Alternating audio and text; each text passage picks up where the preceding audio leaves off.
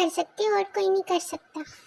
अच्छा बब्बू बताओ, इतने दिनों से कहाँ गई थी तुम? बिल्कुल भी दिख नहीं रही थी, कहाँ गई थी इतने दिनों से? ओह, तो तुम्हें मैं दिख नहीं रही थी? तुमने तो मुझे घर से बाहर निकाला था जाओ जाओ करके। जा रे मेरी माँ, मेरा दिमाग मत खा, ऐसे बोल के बाहर निकाल दिया था मुझे। और अब पूछ रहे हो कि मैं कहाँ गई थी? तुम्हें मेरी कोई भी वैल्यू नहीं है डोडो फूडू के बच्चे। अरे नहीं बब्बू, ऐसी कोई बात नहीं है। तुम्हारे बिना तो मैं बिल्कुल भी अकेला हो गया था, मुझे बिल्कुल भी अच्छा नहीं लग रहा था मेरे बब्बू के बिना। डोडो तुम मुझे मिस कर रहे थे, इसका मतलब तो यही है ना डोडो? मैं सोना था